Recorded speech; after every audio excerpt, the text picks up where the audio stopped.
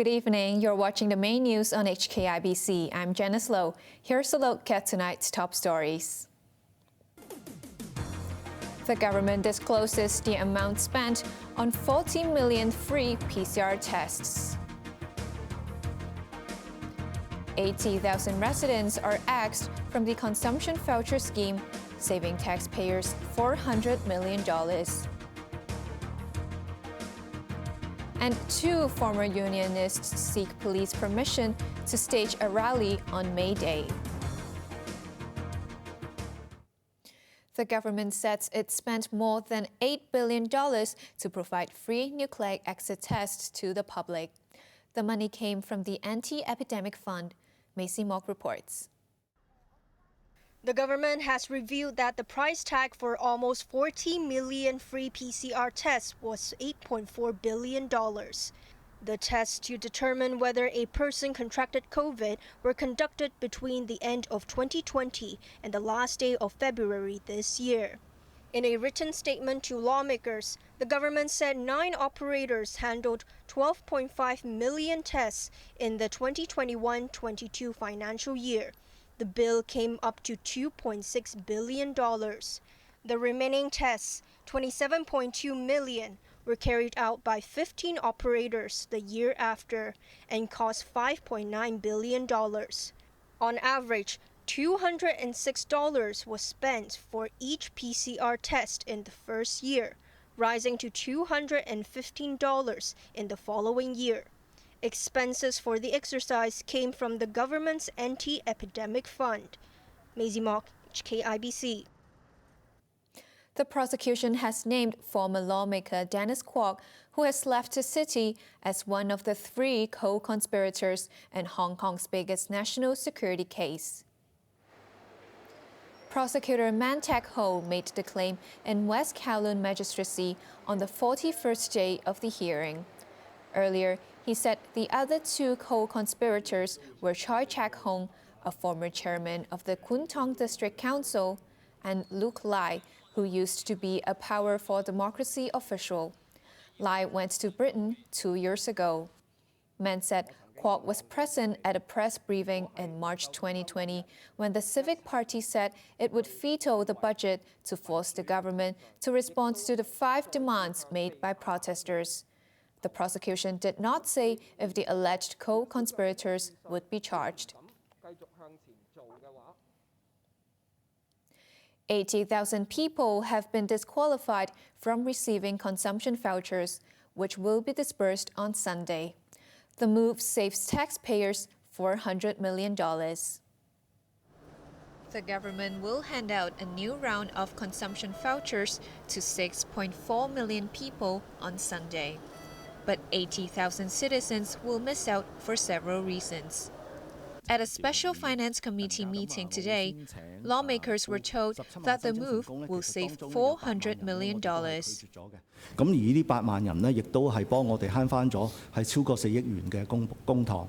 Howard Lee from the Financial Secretary's office revealed that 250,000 people were ruled ineligible at first, but 170,000 appealed successfully.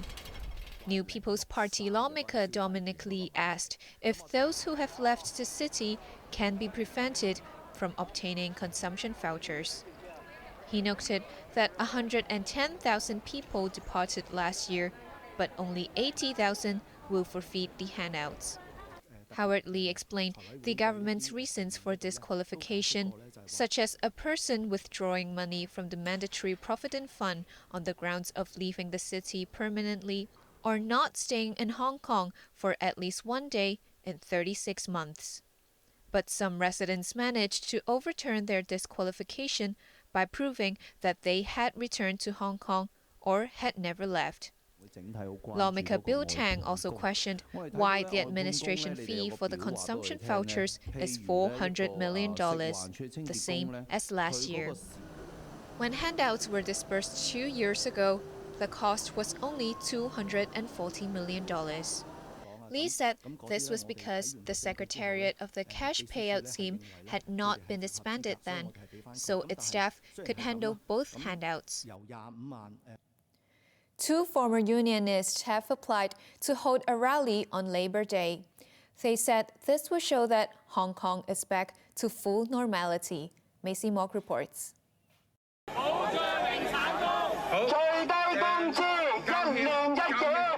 Labor Day rallies on May the 1st have been suspended for the past 3 years. The last one before COVID struck was in 2019. About 2,000 people marched from Causeway Bay to Admiralty in a rally organized by the now-defunct Hong Kong Confederation of Trade Unions.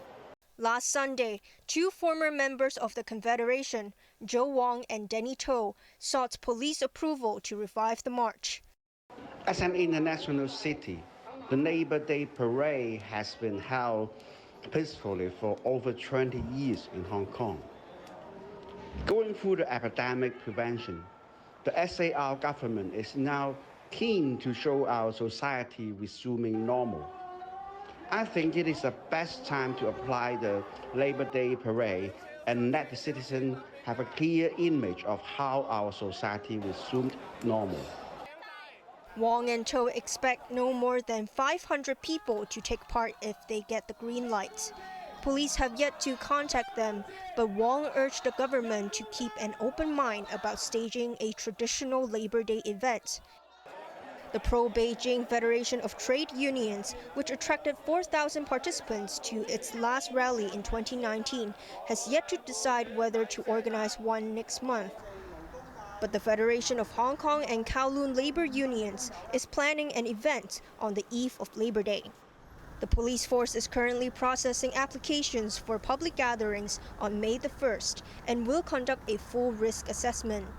Just 2 weeks ago, police approved an 80-strong rally in Cheung Kwan O, the first public protest since COVID, but those attending had to wear tags. Churches were given a nod to hold religious processions on Good Friday last week, but had to comply with the national security law. Maisie Mock, HKIBC. Overseas, Myanmar's military rulers have confirmed it launched an airstrike that caused heavy casualties in a village about 110 kilometers north of Mandalay, the country's second biggest city. Footage that has been obtained purports to show the aftermath of the attack. Witnesses said a warplane dropped bombs on a crowd witnessing the opening of an opposition office yesterday. Various reports put the death toll at between 50 and 100. The army said some of the casualties might have been caused by mines planted around the village by anti-government forces. Britain and the United States are among several NATO countries which have deployed special forces in Ukraine, according to leaked secret documents. The U.S. government is investigating the source of the leak, Azam Khan reports. One of the classified U.S. military documents leaked online in recent weeks shows the presence of 97 NATO special forces operating in Ukraine. 50 were from Britain, according to UK media outlets that have seen the files.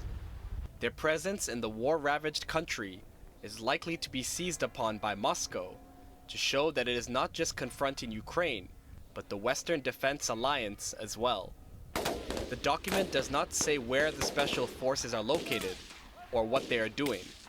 The British Defense Ministry commented in one tweet that the leak of alleged classified information had demonstrated a serious level of inaccuracy.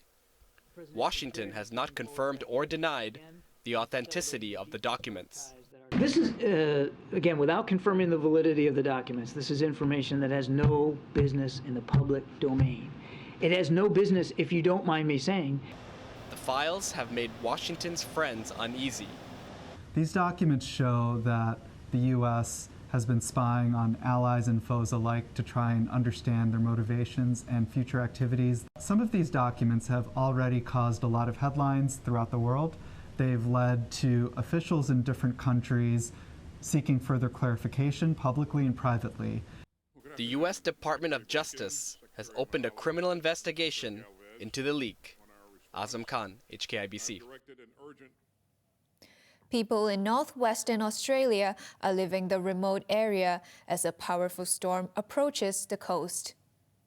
This is the first Category 4 cyclone to impact Western Australia for 10 years, and we have significantly boosted our resources in the northwest to keep the community safe. This includes additional personnel, aircraft and equipment.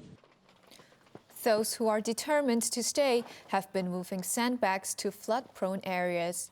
Others have been stocking up on food, water and batteries. Officials warn that there could be abnormally high tides, huge waves and floods.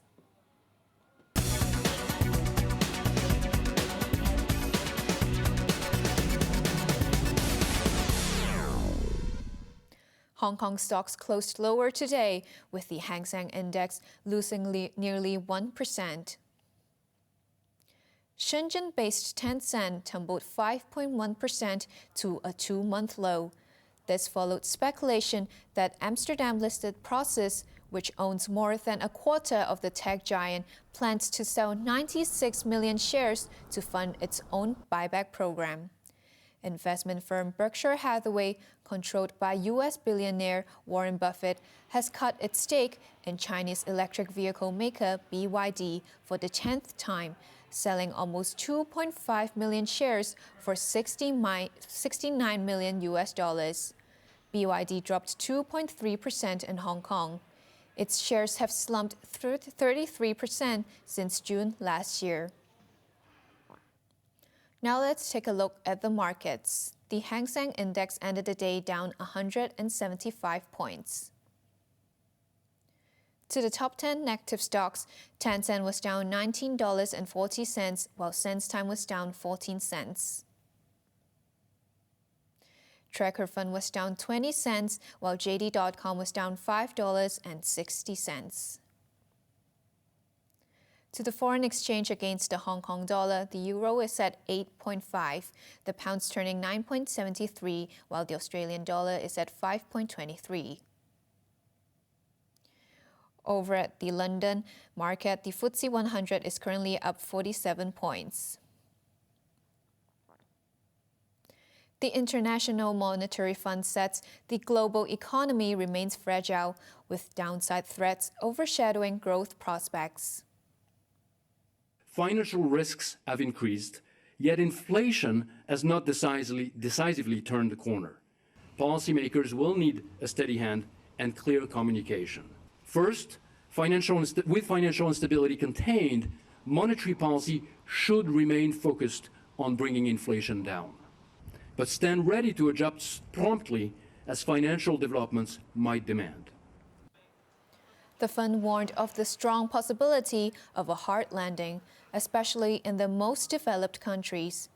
There are fears that raising interest rates to combat high inflation could weaken growth and lead to recession. This would undermine global financial stability, the IMF added. On to the weather now. Mainly cloudy with light rain patches tomorrow, although you can expect bright periods after lunch. Temperatures will range between 22 and 26 degrees, becoming dry with sunny periods towards the weekend.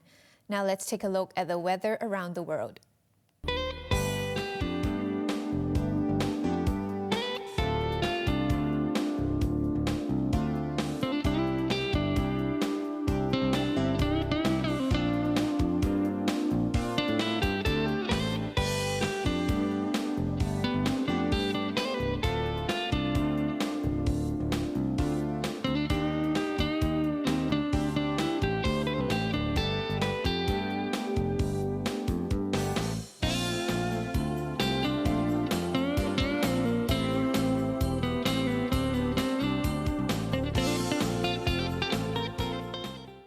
That's our main news for Wednesday night. Join us for more news at 11. I'm Janice Lo. Good night.